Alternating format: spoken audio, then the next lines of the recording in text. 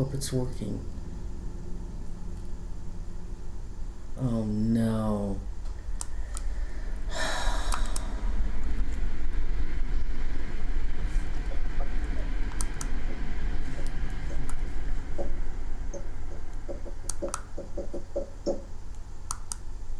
Hey everybody, thanks for joining us today. We had a change of plans for today, and my good buddy Dave Spinks is filling in for me today, but we've got a great show for you. Our topic oh hey Dave, hey, thanks for coming on the show. Hey, no problem. Hey, before we start, would you tell the viewers a little bit about yourself before we start? Sure, yeah, I'm a military veteran of 8 years, retired federal law enforcement, and I've been investigating and researching the paranormal for over 30 years now. I've written 8 books on various topics. I do everything, not just hauntings. I do UFO investigations, cryptid investigations, and of course the hauntings.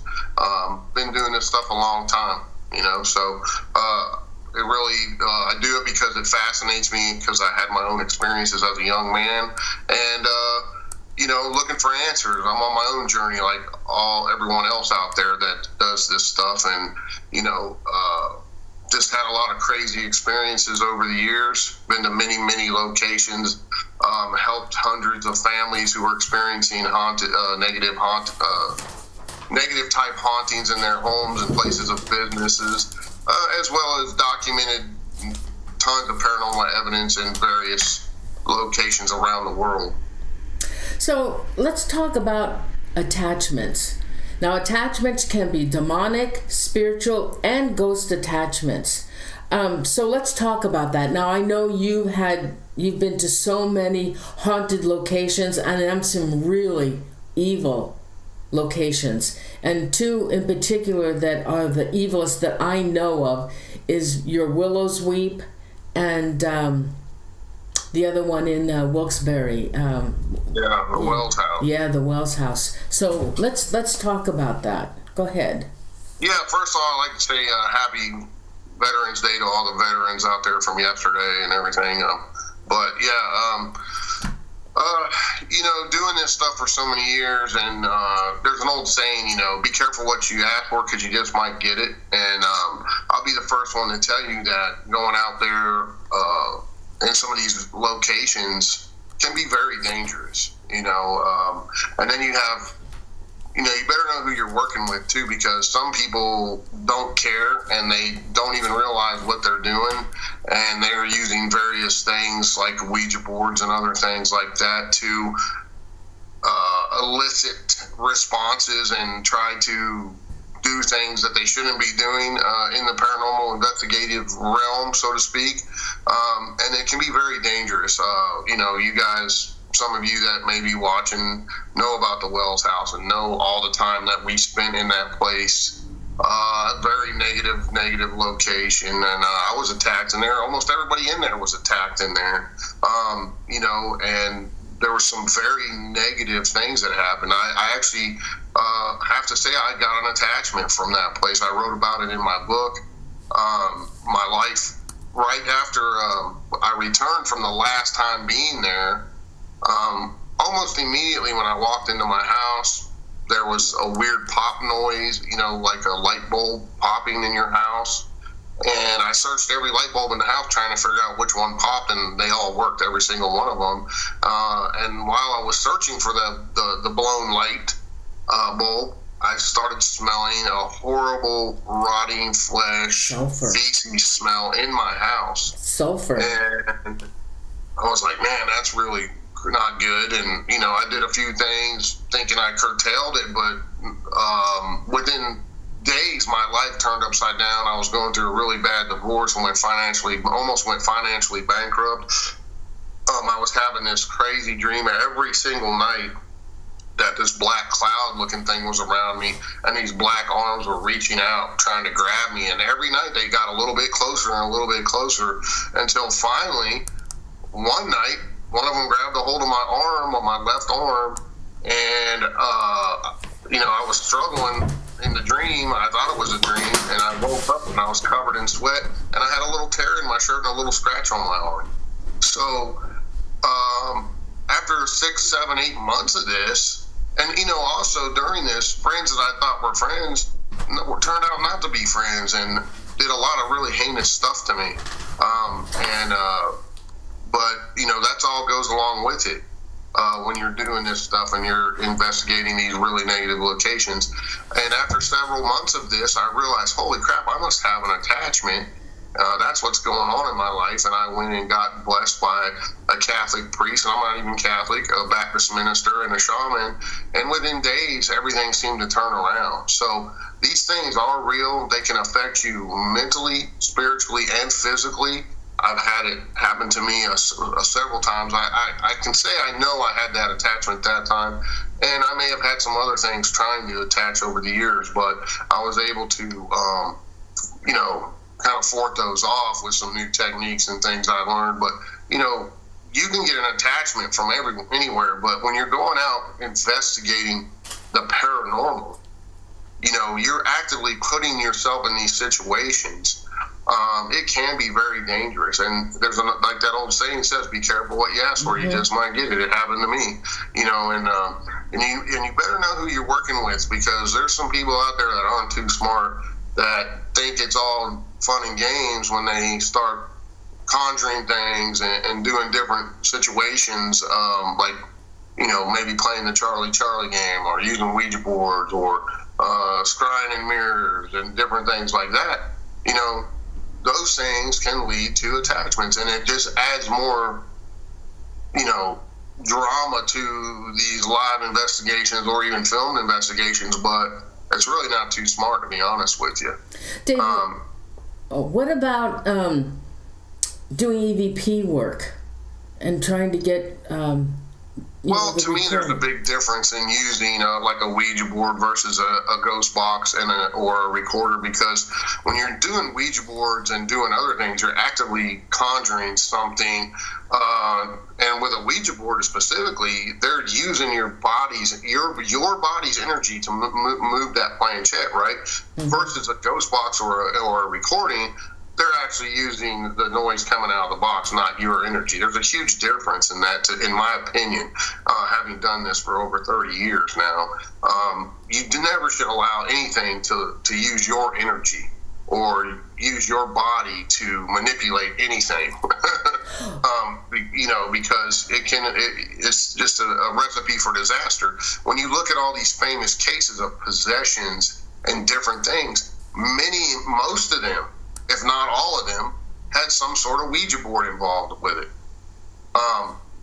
And different things going on in those people's lives. And when you talk about the paranormal in general, there's just some people that shouldn't be delving into this at all, because they are at high risk for having attachments. People with drug abuse problems or alcohol abuse, those things lower your defenses. And when you are delving into the paranormal, you need those personal built-in defenses that we all have to fort off any type of thing like that. And if you're delving into drugs and alcohol and other things, or if you have a history of mental sickness of any sort, you are not at that level where you need to be to fort off those things. And I've seen it happen over and over again, to people that are messing with the paranormal, and they may have had a past suicide attempt in their lives, and they're at high risk. People with drug abuse and people on other things, they're at very high risk for getting an attachment when they're doing these investigations and whatnot. And I'm just speaking from experience, what I've seen, and I've got a lot of experience over 30 years of doing this stuff. So it's dangerous enough when you're putting yourself in a very negative location, trying to document evidence and whatnot. But when you have all these other factors involved in your history, you're at an even higher risk than the average person. Dave, how were you feeling when you realized that you probably did have these attachments? What happened to you? What did your personality change? How were you feeling inside? For me, it wasn't really my personality change. It's just that I was having a lot of negative stuff happen to me in my life. It was affecting my personal life and everything else. It didn't really change me. Like, I wasn't mean or anything like that. It was just and they can affect you in many different ways. So whatever this thing was, it was attacking me in many different ways, financially, mentally, because I was like, what is, I never had dreams like this before and anything like that. So it was very unnerving, it was very scary in a lot of ways.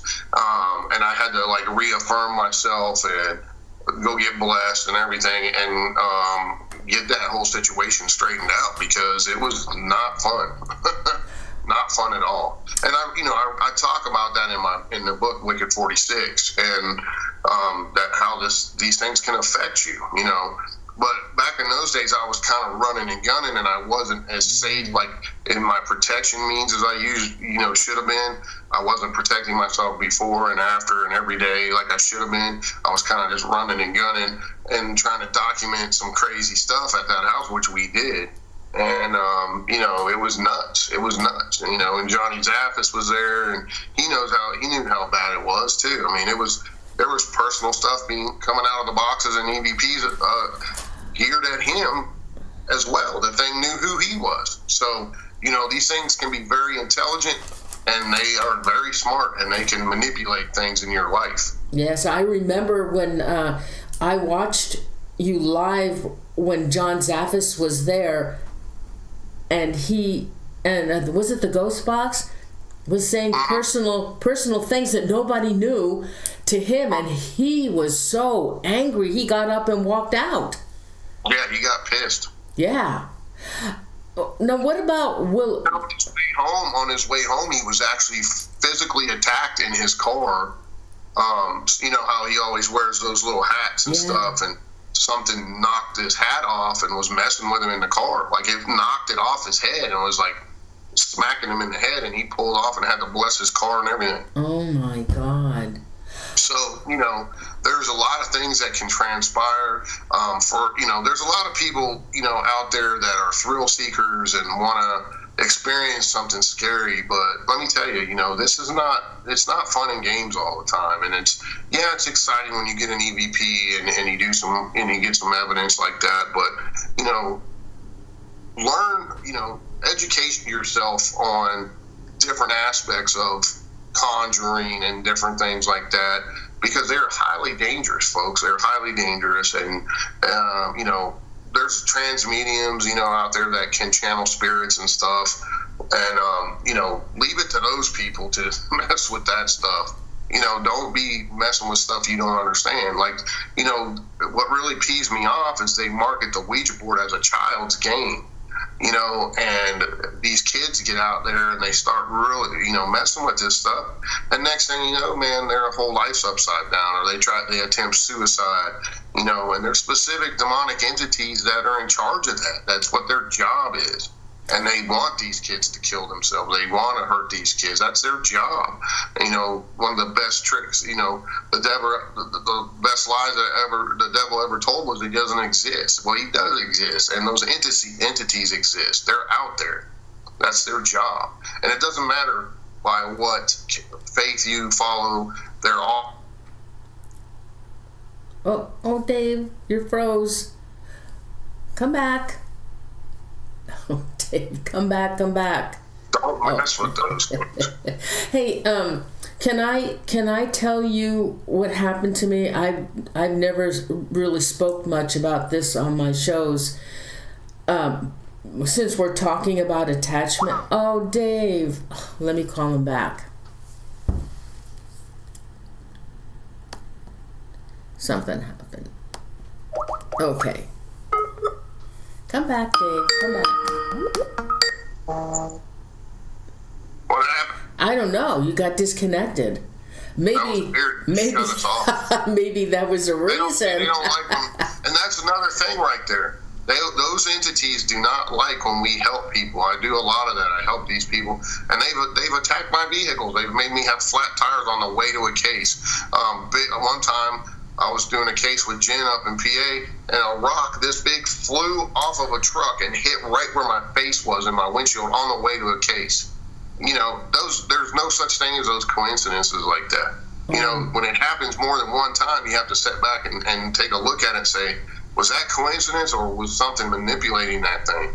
Well, you know what I mean? So these things are real. They're out there, and it's very, very dangerous. If you take people that we all know and cared about, in this field, like Mark and Debbie Constantino, there's no doubt about it in my mind that they, either Debbie or Mark or both, had some sort of crazy attachment from doing all the EVP work in their home all the time, like nonstop.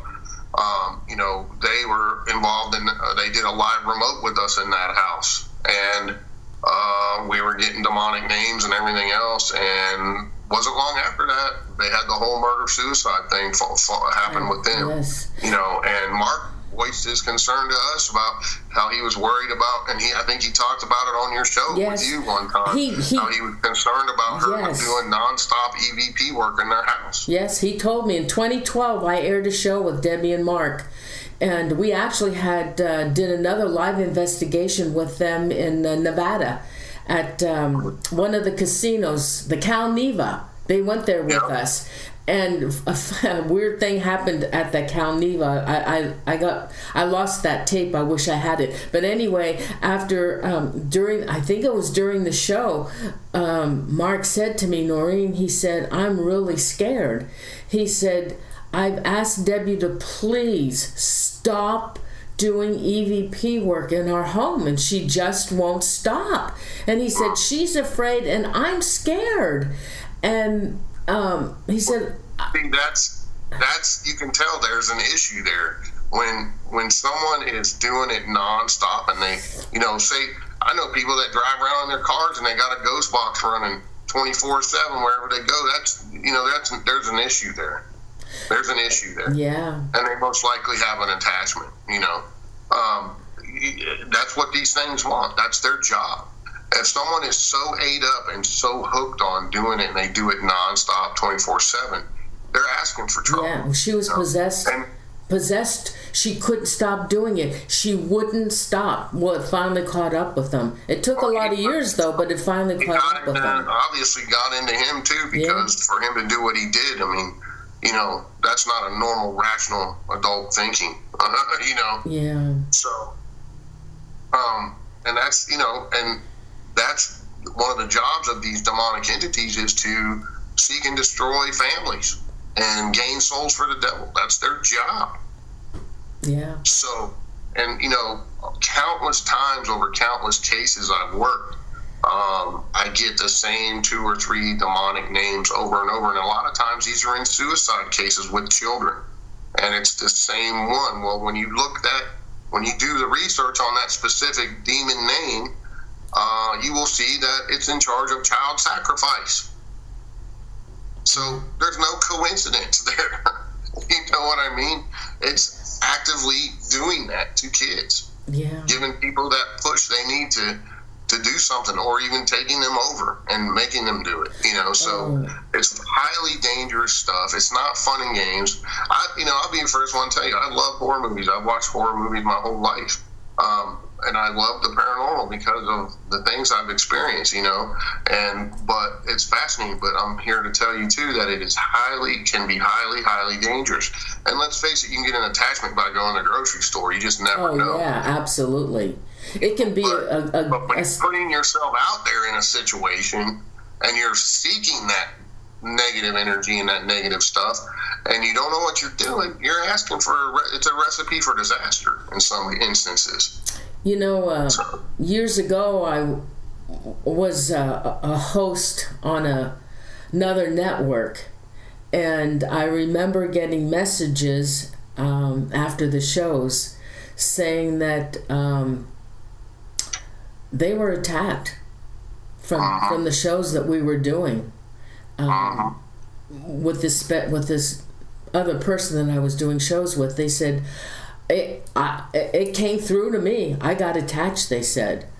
The attachments are, they are easy to get. Dave, can I just tell you something about, I had attachments, and I wanted to tell everybody that I stopped. That's the reason why I stopped doing paranormal investigations. It was terrible, and I had 3 of them. And each one of those attachments, you really don't realize that you have the attachment, but you do feel different. I can tell you, I felt different, and I knew there was something wrong, and I was getting really irritable. I was fighting and arguing, and my family would say, "What is wrong with you? There's something wrong with you. Why are you arguing all the time?" And I did get help with 2 of them. And then the third one, I was actually airing a show with this other person, and our guest, we were doing a show on exorcisms. And Brother Carlos, I paid for him to come to the show. I set him up in a hotel, and he came to my house, and he aired a live show. I do have this video. And he aired the live show with us. And then he said to me, "Norene," he said, "you have an attachment." I said, "I do?" And he said, "Yeah, you do." And so on air, he did a whatever it is that they do. They call it an exorcism or whatever. And he did that on me. And I actually felt this thing jump out of my body. I felt it, and after that, I was so exhausted. I started crying. It was really something. Well, that was it's very spooky, and it makes you can tell too when it happens. And I'll tell you another thing that happened to me that was really unnerving. So I was at a friend of mine's. He's got a little haunted museum up in Moundsville where he's got some haunted artifacts and different spooky, macabre things. He had one of the execution caps that executed 7 or 8 guys from the Moundsville pen, during the electric chair. And he had it in this glass, thing, and he had the pictures of all the men that it was used on right there in front of it. And we were up there doing a little investigation at his museum. Well, the craziest thing happened, and it was in, of course, the middle of the night. This crazy thunder and lightning storm came in, and the energy just went off the chain in there, and we had a ghost box running, and me and another guy were kind of trying to figure out, if there was any spirits attached to the helmet thing that they put on these guys who were electrocuted. So we were asking, are there any spirits here that this device was used on? And this guy's voice came across the box saying, "John." Well, you look down, and there was this African-American guy. His name was John, and he actually was electrocuted in the chair for killing a mom and her young daughter, raping, murdering them. And we kind of were, giving him down the road that he got what he deserved and everything. And all of a sudden, I had this real sharp pain in my side. And I was like, "What the crap was that?" And I pulled up my shirt, and I said, is there a mark on my side, guys, or anything? Something hurts right there real bad, like I got stabbed or something. And these 2 weird blue things were on my side, on my rib cage, like these 2 blue marks. And I was like, "Man, what the hell? What was that? That was weird." And meanwhile, it's crazy crack and lightning and thunder in there, and we were getting some crazy responses, and it was very negative in nature. Well, the next day we had an event there because he had his museum in a school, and it's called the Sanford School. He doesn't have it in there anymore, but he moved it. But he used to put on small events in there, so we had this event there the next day. And after that all went down that night, we were down there talking about it the next day and everything. And out of nowhere, I bit completely through my tongue, and the blood started pouring. I mean, it was like I just stuck my tongue out and just bit down as hard as I could. God. And I was like, "Oh my God, what happened?" Oh. And I ran to the bathroom, and the blood's just pouring out of my mouth. Oh my God. And I run in there, and I got paper towels, and I'm trying to stop the bleeding, and the event was pretty much over. So they're like, "Dude, let's go back to the hotel," because my mouth would not stop bleeding. I bit completely through my tongue. Oh my God. And so I filled up, the hotel hand towels. I filled up one completely with blood before it stopped bleeding. And we had another investigation that was just across the river from where we were the night before. and we were in this house, and I had just got the new Paranormal Puck device, and it was the first time I was using it. So I turned it on, and I kid you not, it said that guy's name. And I'm like, holy crap. And then we turned on the ghost box upstairs. One of the other guys that was with us was upstairs. He had the ghost box on, and he said, he started yelling down. He said, Dave, it's that John guy, and he's saying your name, and he's saying he wants to kill you on the ghost box upstairs. And then I got it down there, and I was like, oh crap. So I had, Weatherly was with me, and he's a shaman. And I said, dude, you got to clear me right now. This guy's trying to attach to me. I don't feel right. I feel dizzy. So he took me out on the porch, and when he's doing his little ritual, you hear like this pop, and it went away, like it was on me. And he said he saw it like disappear behind me, like a flash of light, purplish white, when that pop happened, and it was gone. And I immediately felt better. Wow. So what happened was he was being electrocuted, right? So he put that on me, so I would feel, because obviously when you're getting electrocuted, all the muscles flex in your body, and he probably bit down in his own tongue. So he made that happen to me. Wow, that's crazy. So when those spirits can do that, it's pretty unnerving. So I'm trying to share that with folks, saying, hey, this stuff is dangerous. Be very careful what you ask for, because you just might get it. Well, Dave, there's been other investigations. We aired a show, and I don't remember where you were, and I showed the pictures of the scratches that you got on your body, but I don't remember where you were. Yeah, I've got scratched several times over the years. At the let me think of the name. The Rhodes Hotel in Indiana is an old brothel that was owned by Al Capone from the Chicago mob. And we were there, going to be there for a week, but we had a little event we were doing the first day we were there, where we raised food for the local food pantry. So we had 3 guest speakers. People would come in, and the payment to get in was like a couple of cans of food, and then everything we made, we donated to the local food shelter there. And so we did our little spiel, we all did our talk, and then we let the folks that came investigate with us. And then after that part, they were all downstairs, and we had a live feed set up, because we were doing it on my old YouTube channel and stuff. And me and the guy were upstairs. He had a ghost box running, and I was just filming him.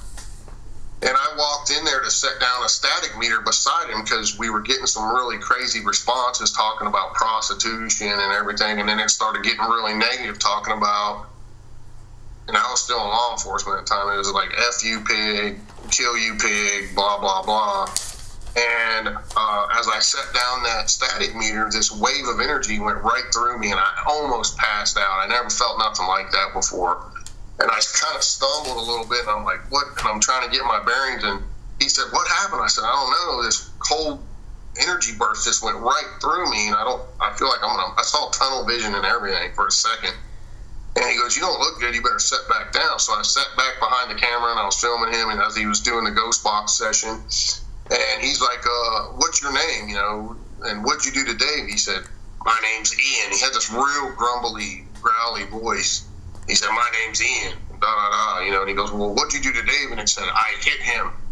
And he said, what'd you hit him with? He goes, a shovel, ha, ha, ha, just like that. Oh, my God. And then it was like, F you, pig, and it started going back to, because, active law enforcement, I'm in a brothel, obviously. If that's one of the spirits that was in charge of the prostitutes there, or somebody that died there or was murdered there, they're not going to like me at all, because to them, I'm just a cop, so they want to kill me. Oh, my God. As all this was going on, I felt like I had these cobwebs in, say, like, when you walk into an old basement or something, there's cobwebs and you get them on you, they feel really gross. Well, that's what I felt like was all over my head, and I kept wiping it off, going, ew. I just had this gross feeling all over me. And so it got so negative to the point where he said, like, let's just shut this off, man, and take a break. And I'm like, yeah, I don't feel good anyway. So there was 20-some people down there, mind you, watching all this go on. And when that wave of energy hit me, I never fell down. I never hit the wall or nothing. I just almost did. I just kind of stumbled a little bit and was feeling really yucky, like I was going to pass out. So we go downstairs, and all those people are like, that was crazy, and then this and that. And then I sat down, and I was like rubbing my head and my eyes, and I was like, man, I just don't feel right. And I had that sensation on my head, and I went like that on the top of my head, and I felt something wet, and I pulled back all this blood on my hand. I had a big knot on my head and a gash. Oh my God, Dave. And I was like, what in the frick? And I freaked out, and everybody's like freaking out. What the hell? We saw everything. You never fell down or nothing. I said, well, then the guy with me, he said, it was Weatherly. He said, well, he did say he hit you with a shovel on the ghost box. So I was like, oh my God, he did say that. So,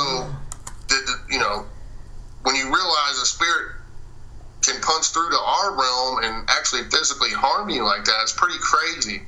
And so the next day we were back at it, but there was no people there, and we were downstairs, and I'm filming him again.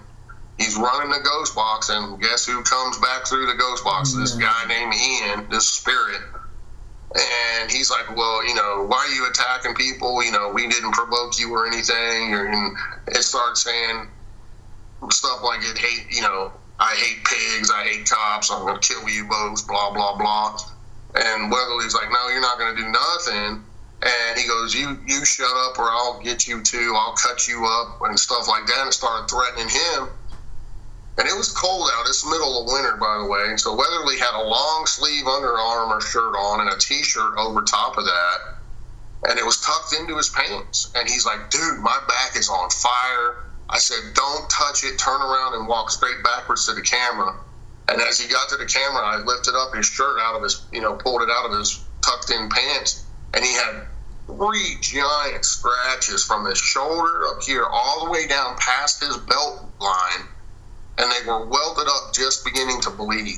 Oh my God. And he's like, I started taking pictures of it. I said, you're not going to believe this, dude. And I was taking pictures, and we were filming it and everything. And he's like, I don't feel good, man. He ran outside and started dry heaving and stuff.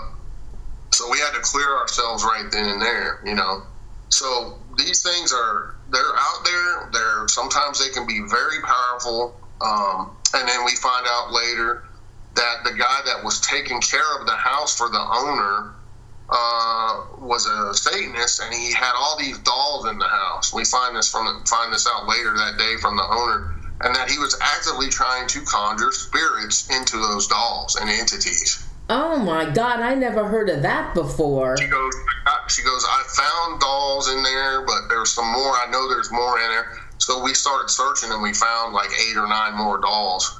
And we took them out of there, right? We boxed them up. But she called us there for help because of all the negative stuff that was going on there. And so we took them out of there, and then I took them to my house and put them in the shed. And then I told Weather, I told him after we had finished and he'd gone home, I said, do you want those dolls? I'll mail them to you. I don't want them here, And I put them out in my building, out in the backyard.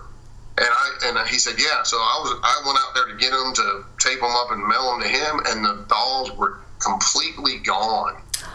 They just disappeared. Oh. And I asked everybody, at the time who could have got into the building, or all my family and stuff. I was like, did you guys get in there and mess with them dolls? What'd you do with them?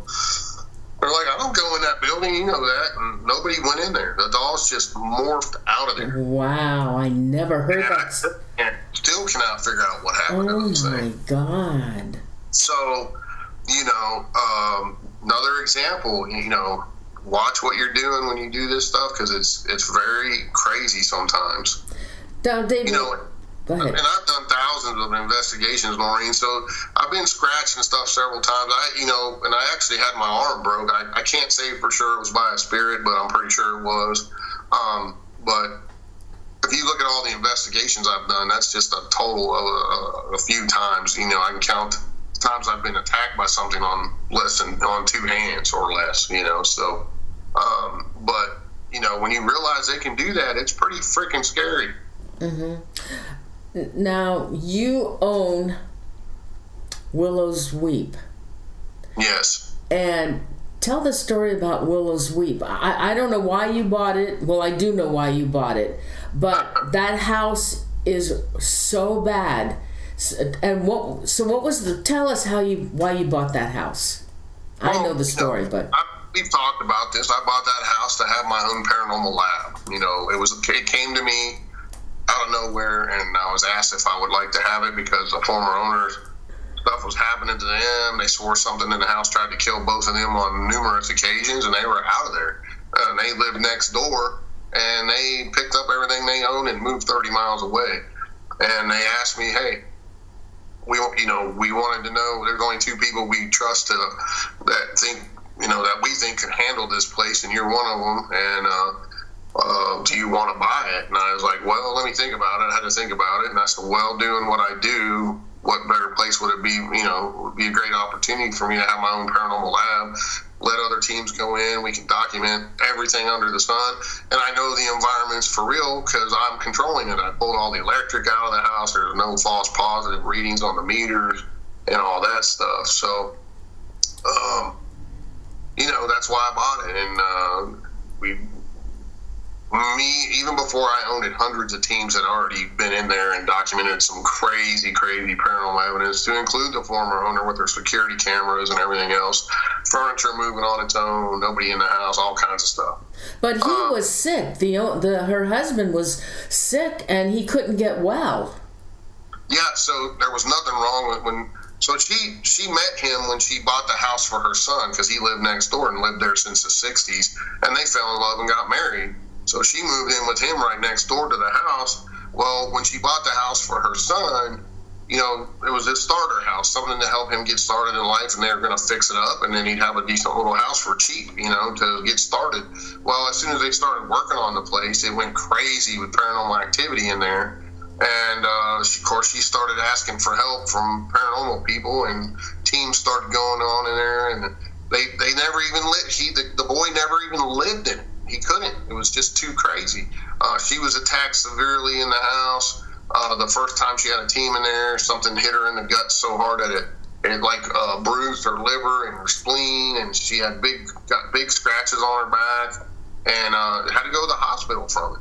That's how bad it was. She's got it all documented, and so as more and more teams went in there, I hear you hear about these locations through the paranormal grapevine, and I went to investigate it and ended up becoming good friends with her and them. Well, her husband had never had any health problems, nothing wrong with the guy at all. I mean, he's in good shape, strong guy. Went into the house one day to work on it and had a stroke. I don't know. Okay, you can say that's coincidental, fine, whatever. When they checked him out at the hospital, he had no, they couldn't figure out how come he had a stroke. There was no blockages or nothing. And then he got well from that, and then this months and months went by before he went back over to the house, and he went back over and to work on the house again, has a heart attack. And after that, they were just like, screw this, and they were that's when they left. And people were doing stupid stuff in there. I'm sure teams had brought Ouija boards. Who knows what else they did in there. We know that there was more than likely black magic practiced in the house at some time in the 80s, 90s, because so many people rented that house, and then some of the records burned up in the courthouse fire, go figure. But, lots of death in the house, a couple suicides and other things. But, so, I had that house, I still have it, but here's the thing, as a responsible location owner, once, I've never been attacked in that house, oddly enough, but I don't know if it's because the day I took ownership of it, I walked in there and I said, this is my house now, and what I say goes, blah, blah, blah. I just was talking to the spirits out loud.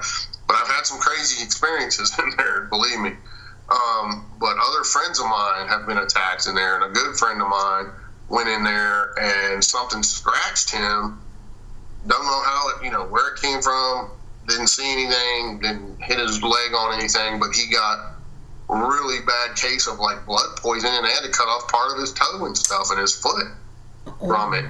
And I was like, you know what? It's not worth this. I can't allow this to go on. And I don't want that. I don't want people I know and other people that are friends of mine getting messed up because they're in my house investigating it. So I shut it down before COVID hit. And it's been shut down to other teams since then, because it's my responsibility to try to keep people safe in that instance. And there's not, people are not safe in there. And a lot of people have accused me, you're just doing all that for the money. And I was like, dude, if I was doing that for the money, the house would still be open and I'd be making tens of thousands of dollars. I've literally got emails from probably 700-800 teams begging me to go in that house again, and I will not allow it. So if I was doing it for the money, don't you think it'd still be open to the public? Yeah, absolutely. You do the math on that. Do 500 teams times $300 a night. Do the math. How much money is that? Right. That I could have made that I didn't. Oh my God. So, whatever, man. With those haters and those people out there, and it's my property and I still investigate it and do things there, but there's a whole plan with that place. Eventually we're going to either burn it to the ground or have it torn down, and hopefully the fire department can burn it down for us this coming year. And we're going to have numerous clergy there to cleanse and bless the land, and hopefully that'll curtail the negative energy that's associated with the Willow's Weep House. But book number 2 is coming out on that, and that's me and Jenny, some of the things that she experienced there, and more investigations and stuff of other friends of mine, of what they experienced there. And because it's important to tell these experiences to people, because we want to share that knowledge with folks at how dangerous this stuff could be. And people, you don't know where you go to some of these places, what's been done there before you ever walk in the place. There could have been numerous rituals performed that are negative in nature to harm people. You just don't know, and then you can go way back to ancient times where there's ancient entities that are very negative and nefarious who don't like people and want to hurt people. So you just don't know what you're going to get any given time you go into one of these places. So Dave, you continue to do paranormal investigating, and you go into some of the most haunted, evil locations out there. What do you do to protect yourself? Well, I'm a Christian by faith, so I believe in God, and I use that. I use holy water too as well, and I also use metaphysical means now that I've learned another modality of doing things, another way of doing things with different crystals and stuff like that. I also use archangel symbols, on my wrist and other places to help ward off any negative. I use holy oil. And different oils that gin and that gin makes that ward off negative entities and stuff, and it really works. It works really good. Hey. So that's a new thing I'm working on. I'm developing. It's almost pretty much done. It's called a PPK. It's a paranormal protection kit that I've made up with gin. And we're going to be putting those out to the public, and giving them means of people who do this on a regular basis. They can get one and have.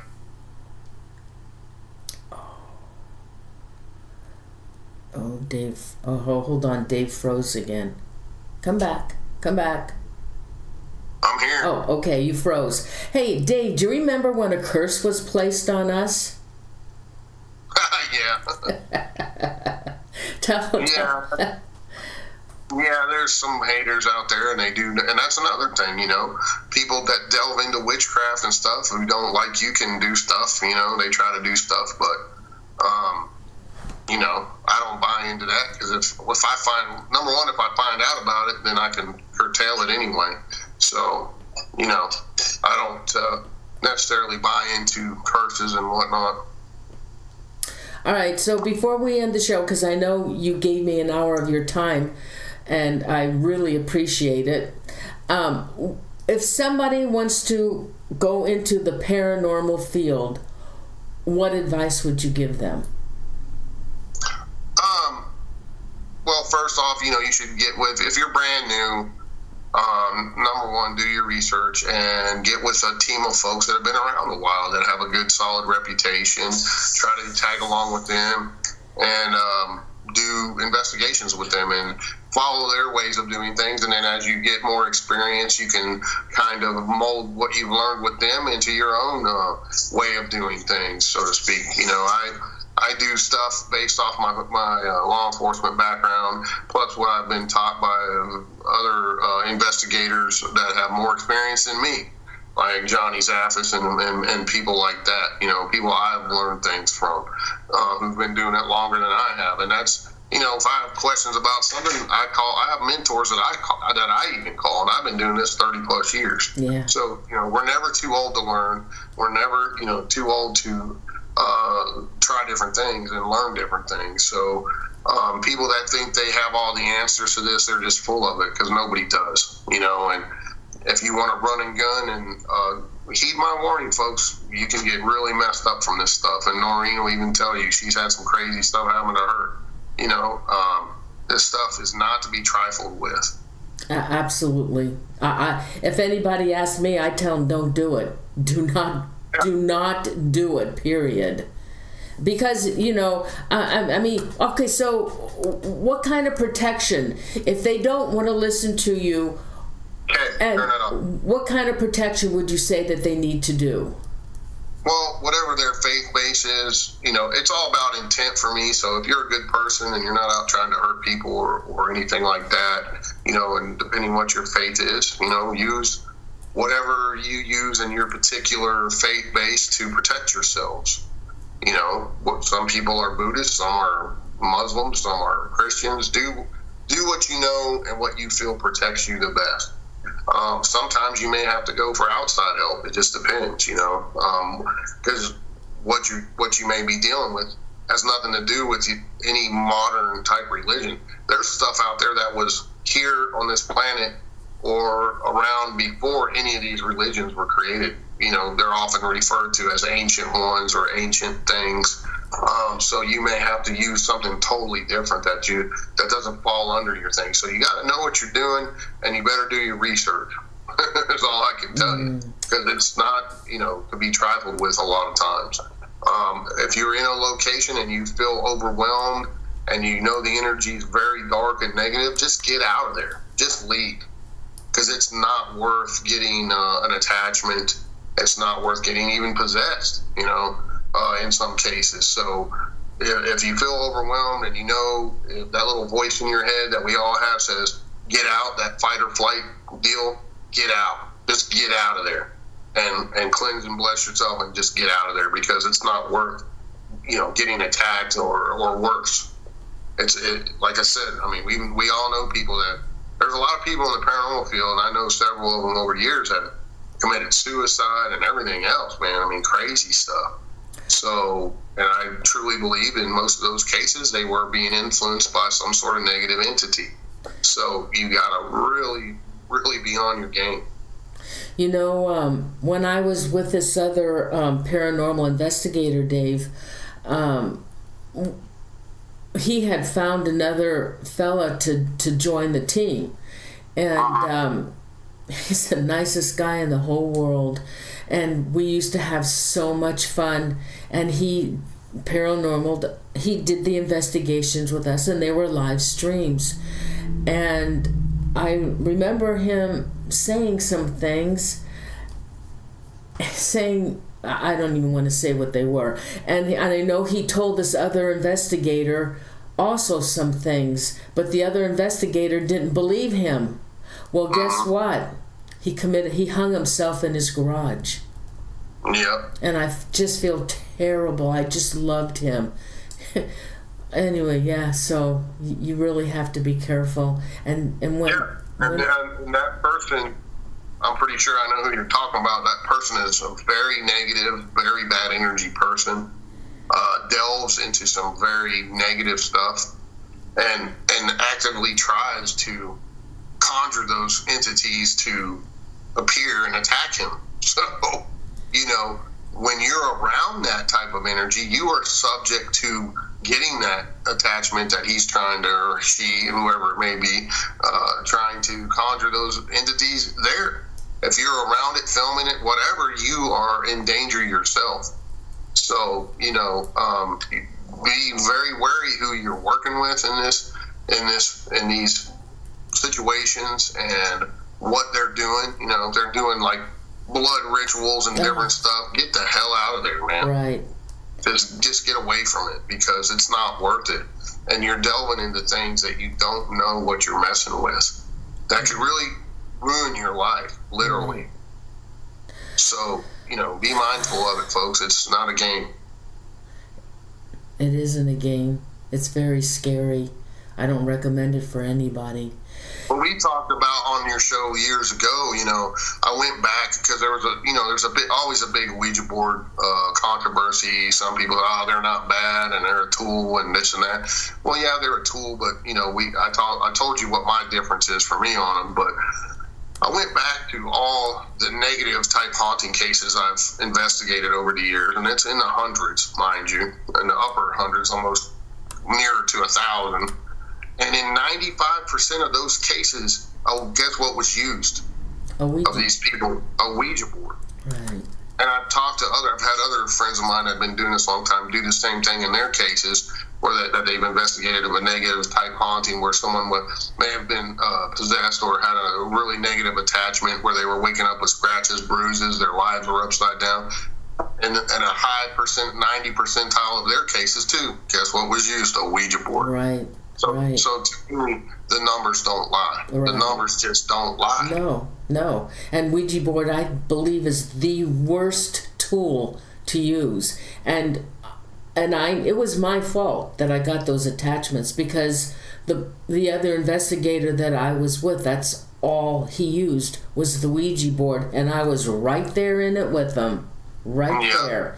And because he was an influence, that person's influenced by some sort of negative entity, because when that's all they do and that's all they do and that's all they do, there's an issue there. Of course, they use other things too, but when they have to use that particular device all the time, they got an issue. There's an attack. They have an attachment, man, and they will never ever see what others are trying to tell them, that's a bad idea. Because that attachment is controlling their actions. Yeah. Because they're fame-seeking and glory-seeking, and they want to get crazy with it, and they just don't care about their personal safety or the other people around them. Well, that person actually asked the demon to come into him. He asked him, come into me. He would have loved nothing more than to have that demon come inside him. And who knows, maybe it did. Maybe it did, Dave.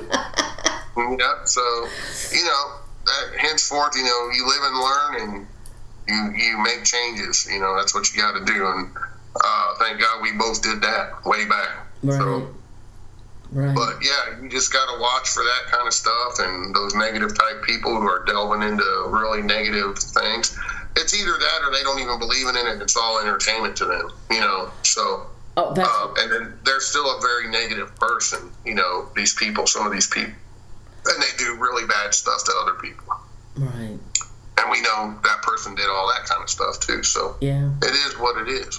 Yeah, absolutely right. So just be mindful of who you're working with. Make sure they're good people with good intent that have your best interest at heart and not their own, and make sure they're not doing anything that could hurt you or the others around it.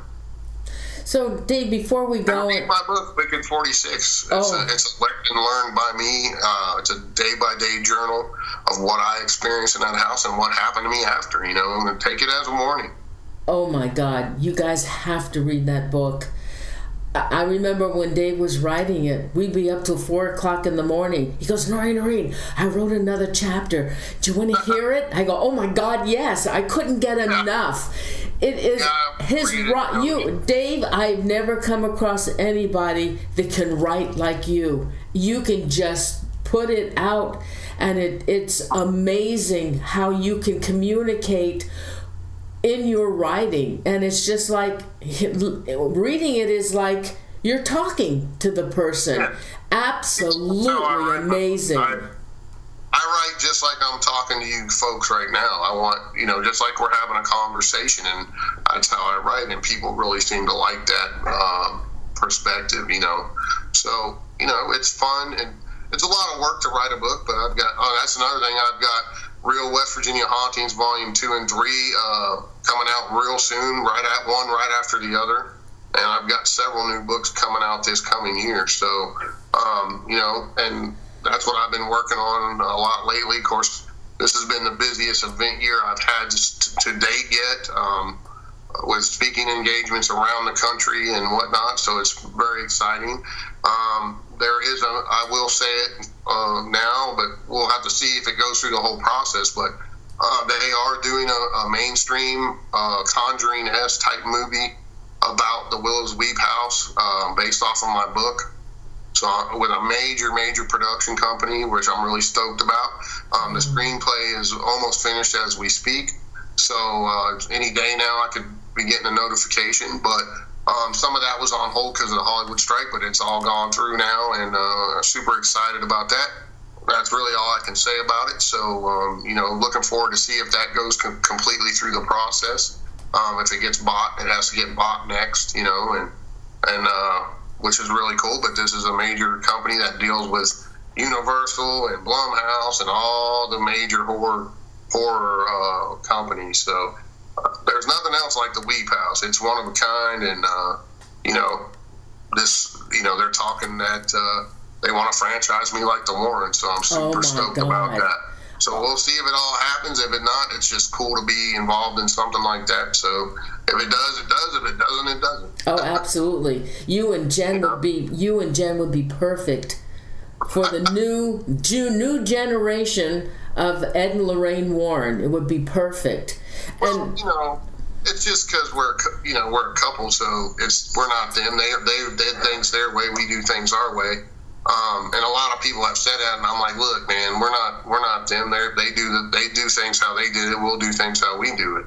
But I think it's be a refreshing take on how we do things, and in the cases that we work together. Now, I still do cases on my own, and so does she. But there's a lot of cases we have done together over the last few years that will be coming out in books and different things, because they are very similar to like I did at the Wells house, where I've spent numerous days in these places with her as well, and we've really got down and really engaged ourselves, like living in these locations. And I just didn't do anything live because I just don't do that anymore. It's very time consuming, and YouTube sucks now for money situations, so it's not even worth me setting up doing, so I'm going to be putting it into books and stuff like that, because YouTube, they really shit the bed when it came to what they did with that whole Admageddon thing. Yeah. Hey, Tall Cross Dave does still have his shop, but it's mobile now, so you can take it with you, right, Dave? Yeah, we closed the brick and mortar store because we had landlord issues, and we had rats this big coming in up under the floor, and they wouldn't do nothing, and the floor was actually collapsing in a couple of places, and they wouldn't fix it. So we just were like, you know what, we're out of here. So we actually got this really cool big trailer, man. It's like 20 feet long by 9 feet tall, and we're gonna have a mobile store that we can go around and take the store to the folks, at festivals and fairs and some of the events that we do. So we'll be doing that next year. And then we have a really new thing coming, which I got to get with you, Norene, and talk about, that me and Jen are doing together around the country at different locations. So we'll be announcing that soon. We'll do a big live thing on that. So if you want to have us on the show talking about that sometime. Besides, I know you're going to have Jen on talking about some cases soon. So, we want to announce that, and we'd like to talk about it on your show sometime too, because people will have an opportunity to come with us. So it's going to be really cool. Oh yeah. I can do extra shows always on a Sunday. Always. Yeah. Thursdays are bad, but always on a Sunday when Jen's not traveling and doing her thing, come on in. We'll just set it up and we'll do it, okay? Yeah, she just had a case with a police department up in PA this past week, and they're looking for a missing person. So, she works with police departments and everything, doing what she does. Oh, yeah. Well, Jen said she'll come on my show and we'll do some cases that are unsolved. And I have a couple of cases, more than a couple, and I'm really excited that she will. Whenever she's not busy, I'll set up a show with her because they are cases that I would love to have her. Oh, hi, honey. Boy, you're getting big. I remember when you were born. She's beautiful. She's beautiful. Yeah, my littlest one. Dave, I want to thanks so much. I can always count on you. You always bail me out when thanks so much. I love talking about this stuff and sharing stories with folks. Oh, I know. Well, look at you, talked for like an hour and a half already. Thanks, Dave. Thank you. And Dave, everybody thanks you for your service as well as I do. Thank you. My pleasure. And thanks. My pleasure. Check out my books on Amazon, folks. Just type my name, Dave Spinks, and authors, and my website should be up and running real soon. Again, I'm revamping it, so got new stuff to be putting on there, and we're going to have an online store as well, so you can get some of the stuff that we have in the World of Weird mobile store online, sent right to your home. Oh, that's great. That's great. Yeah. Okay, Dave, thank you. Have a great rest of your evening, and thank you again so much, my friend, for helping me out. I really appreciate it. Always love having you on the show. You have so many stories. I mean, we could go on for hours and hours, but save it for another time. Thanks, Dave, so much, honey. Thank you. Love you. Love you guys too. Thanks. Have a good night. Night. Bye. Bye.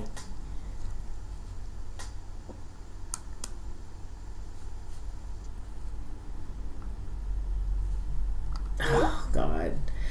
Well, everybody, thanks so much. He helped me out.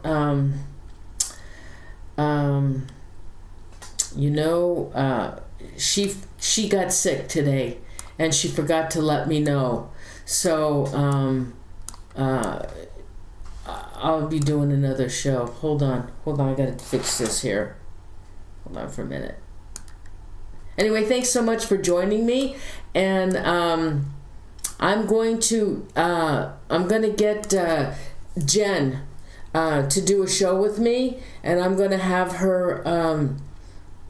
I want to do the John Bonet case. I want her intake. I want to know what she has to say about this Richard Allen and the Delphi murders. I am not satisfied, and I can't stand it. And there's the Zodiac. There's the Ketty murders. There's so many cases I want to know. Anyway, so she's the one to have. I was just using the, of course, the tarot card reading was interesting too. But I need some. I really want a real psychic that does their remote. She does remote viewing. She's clairvoyant. She's everything. Now I do have a show the last Thursday of. I think it's of December. I have 2 shows in December. Archbishop Ron Feo was coming on. He wrote a book on exorcisms, and he wants to talk about some of the harrowing cases that he's been involved in. And then the last Thursday after Christmas, Angela Thomas is coming on, and she wants to talk about psychic profiles, remote viewing, and profiling. And she's also going to talk about that Vandersloot that is responsible for Natalie Holloway, her disappearance, and he's saying that he did kill her, and I want to find out the story. She's told me, she said he is so evil and bad, and she will talk about his profile on that show. Okay, now I did have Oh God, I had what's his name? God, isn't that awful? He's sick with COVID. I had a show. I didn't post it yet, and I had to change it. Oh God, Bill Bean. He and his wife were really sick with COVID, so I had to postpone that show. So anyway, with that, guys, have a God. Tomorrow's Monday.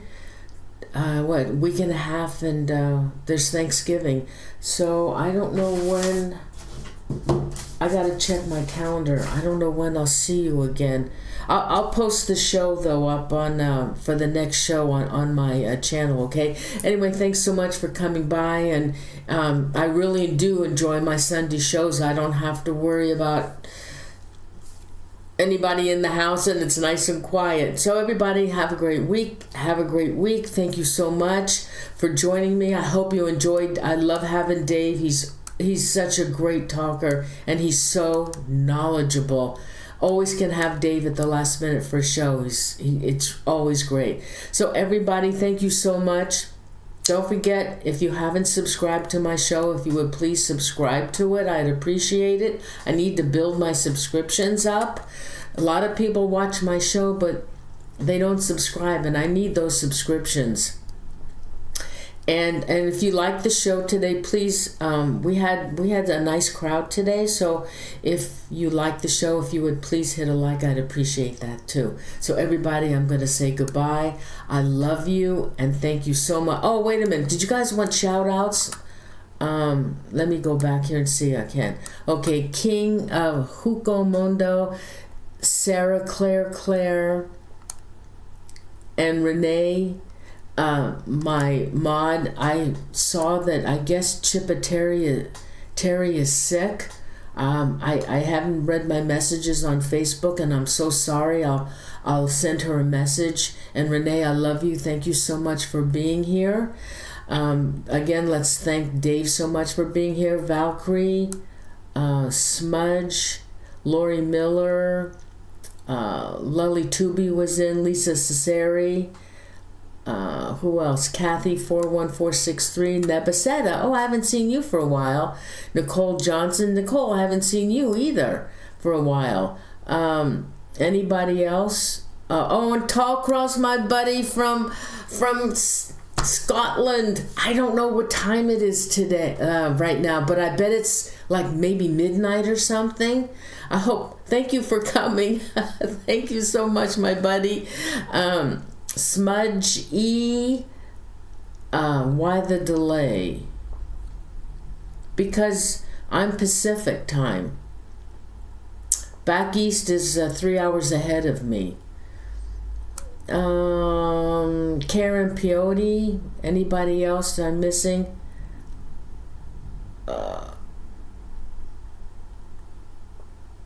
Let's see. Anybody else that's still here?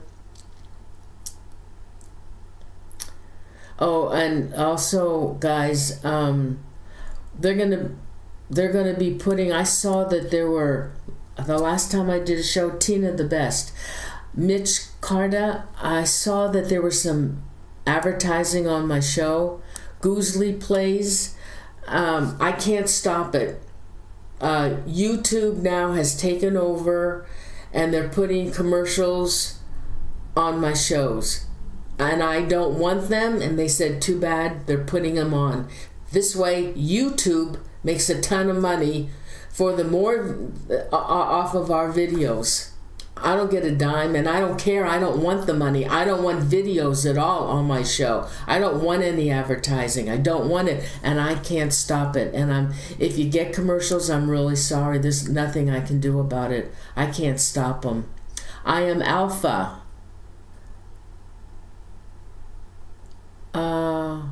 Let's see, Alpha. Alpha. Okay, I know I am Alpha. I hope you're okay. Let's see, Victoria. I missed one here. There's a Victoria Lee. Oh, the Ozarks. I love that show, Ozark. Anybody else want to shout out that hasn't left? I can only see who's left in the chat room. Okay, I'm gonna go now. I'm making minestrone soup for dinner, so I have to go finish it. Search and Destroy. Thank you so much. Great show. Been watching you for years. Thank you. I hope you subscribe to me. Thank you so much, everybody. I'm gonna go now, and Bloody Mary and get Penny Vaughn. Lully Tubby, yes, honey, I saw you earlier. Thayer, anybody else? Who else is here? Anybody else? One of these days, I would love to talk to you about all my ghost experiences. Robbie, California.